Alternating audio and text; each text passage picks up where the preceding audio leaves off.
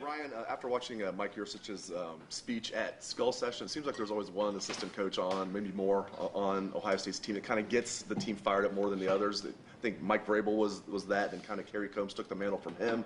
Is Mike kind of that guy for you, kind of helps you guys get a little extra fired up before games? Mike has a lot of juice. That one kind of came from a little bit out of nowhere, so I think that kind of got everybody fired up. He's got a lot of juice on the field, but I thought he did a great job, and you could tell that was from the heart. Front row, right, Joey. Ryan, in the past, you guys could use Tate Martell as like a scout team quarterback to simulate maybe the other team's quarterback who was mobile and stuff.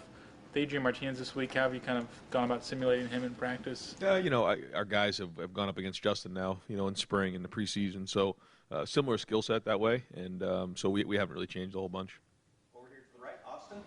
Ryan, with the offensive line not grading out as champion, what happened there as that streak came to an end? Where do you want to see them better this week?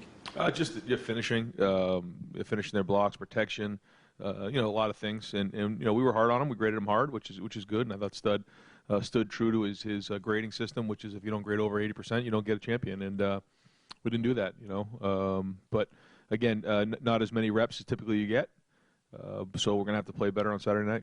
You guys ever grade on a little bit of a curve to send a message? No, we try to do it, because guys will call you on that. You got to be as clean as you can on that and make sure it's a very, very black and white. Third row right, Dan. Ryan, I don't believe Gunnar has lost his black stripe yet. What are the things that you guys are still looking for from Gunnar as he continues to grow? Just to keep learning the offense and practice at a high level and take meetings to the field and operate the offense when he's in there so that he can build more and more confidence in himself and the guys around him and how he's doing. But he had the challenge of coming in during the summer and trying to pick this whole thing up. And he has flashed at times, but he's still working through learning the offense and then practicing at a high level. Second row right, Tony. Ryan, last year at this time, Chris Olave, his progression. Where would you compare Garrett Wilson and Jameson Williams this year now to where Chris Olave was? Hard to explain. They all flash.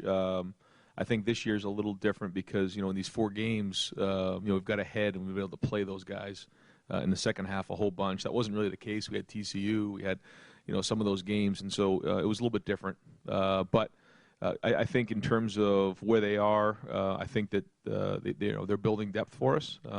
Chris was a little bit different. Chris came in who had a bunch of ability, but was still trying to work through being a little homesick, going through that, and then kind of midway through the season he got through that and he came out in the back end and really showed what he was made of. But again, really talented young guys that have bright futures. I don't think so. No. Front row middle, Bill. I'm not minimizing the enormity of the job that you inherited, but I thought about you versus Scott Frost, and he had to come in and probably thought, okay, I've got a fixer-upper here. I mean, how much do you appreciate the fact that your first job was a job where you could you had an infrastructure place, you've got a lot of talent, just how fortunate you are to have this kind of a job? Oh, very fortunate. I think there's a lot that goes with it. But, you're at a place where the margin for error is like about this much. And so, there's pluses and minuses to everything. But this is a wonderful place with great people and what was built here ahead of when I got here and then even the last couple of years when I was here, by Coach is tremendous. Great people, unbelievable infrastructure, and then what Gene and the athletic department has poured in terms of resources is off the charts. So, but with that comes great expectations, and so that's understood when you come in. But it's every day. It's going to be one of those things that people are expecting you to win every game, and every place has its own challenges, and not one is easier than the other. It's all different, but that's why you put a whistle around your neck, is to be in an opportunity like this. Front row right, Tim. Yeah, Ryan, when you go on a game, primetime game on the road, what is the biggest enemy you fight on Saturday from the standpoint of maybe you don't want guys on their feet all the time, but you don't want them bored, et cetera? I mean, what is the biggest enemy there? Well, I think that there's a couple things. I think if you get guys all fired up at 10 o'clock in the morning, that doesn't do you very good because you're not playing then. It's a gradual ramp up to playing. And I think the other thing is you can't just let them sit in their room and sleep all day. You have to keep moving around. So, we'll do that. We'll have them, have a little snack, get to rest for an hour or so, then get up, walk them around, move them around, go through some meetings, put on the film, do a walkthrough, kind of keep them engaged, but don't wear them down. Far left, Lori. Coach, you said on Tuesday that you have a message for the team every week. What would you say the message for this week is?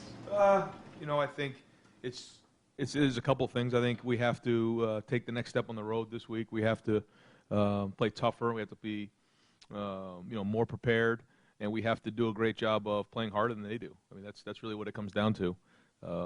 And being on the road and handling adversity is going to be one of those things that's going to be hard. Whether it's the rain that they're calling for, a packed house, loud environment. The adversity's coming, and how we handle that's going to be critical.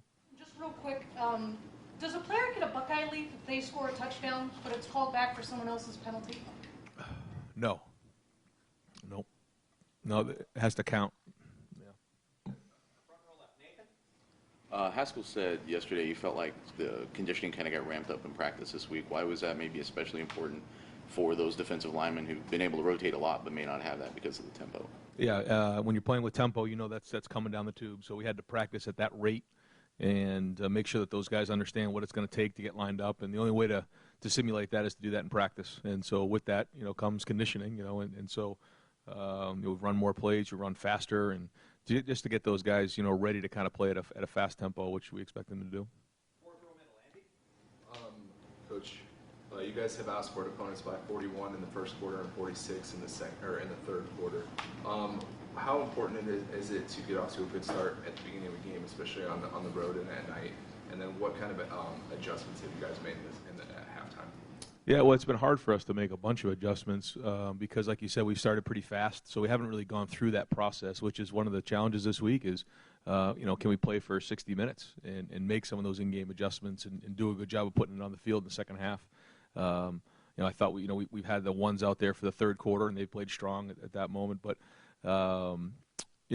overall, it's going to take 60 minutes this week. I mean, a good start is important. It is. It just kind of sets the rhythm for the game, but this is going to be about 60 minutes.